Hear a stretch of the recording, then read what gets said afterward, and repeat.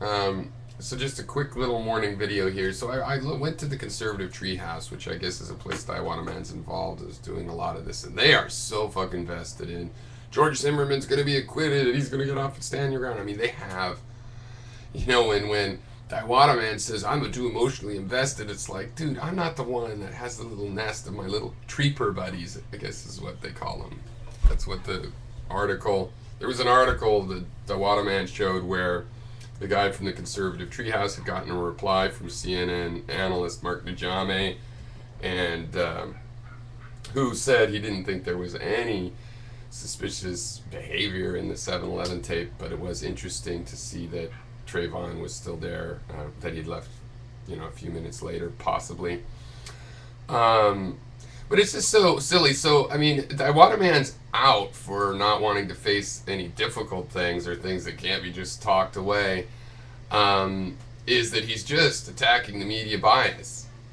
But Mark Najami is watching his videos and he's happy to watch them, and I see him watching CNN and thinking, wait, are they going to mention it now? You are the media. Isn't it funny when you are the media, you don't feel, well, I don't have to be fair, I'm just balancing the other. They all think that.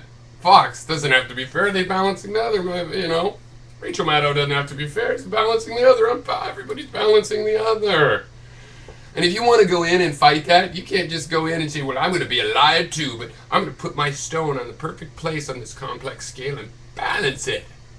Yeah, good luck with that. The only thing you could do is go in and try to not be that kind of a lying piece of shit.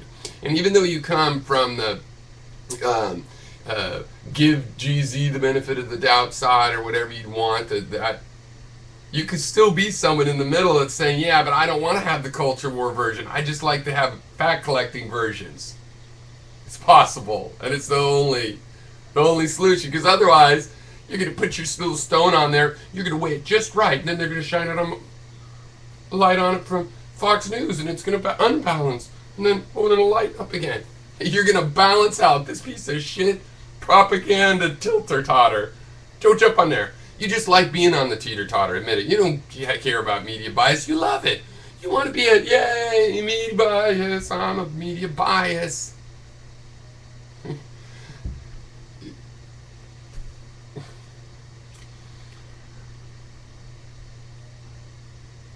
Yeah, emotional investment. When you're over at your Conservative Treehouse and your buddies are patting you on the back and gee, thanks, and ooh, good work. You don't think that emotional network there? Yeah. Taiwan Man doesn't really have an opinion, I think, about my opinion, like whether I really am emotionally invested in Trayvon Martin being innocent. But let me just say, if some evidence came out, like, let's make it really obvious evidence, like, oh, turns out somebody had an infrared cell phone and was able to videotape. Or in all seriousness, let's just say somebody had a cell phone and it caught up some of the action, and you could see, oh, Trayvon's hit George Zimmerman first. I wouldn't be going, oh, that's not my deal. I'm just here to correct the misconceptions about other things. I have no emotional investment. See, it's funny to me that Diwattagate can't even imagine. It's very similar to this other conflict. Can't even imagine. Because you care, and everything you care about is, well, I care about trying to find out the results. I cared about the OJ trial. I didn't actually have an emotional investment. I didn't feel betrayed or fallen when he was set free. And if you've been put in jail, that was the result. See, I know I don't know Trayvon Martin or his family or George Zimmerman and what their... My legitimate interest is twofold. One, it's a public trial. We have public information. If I'm interested in that, even if it's purely because I like the legal system. And two, because I don't believe in the vigilantism issue. I've said from the front, you've never argued with me that it's not really about that, because you don't care about the real issue. You don't want to investigate the real issue, see what it should really be about.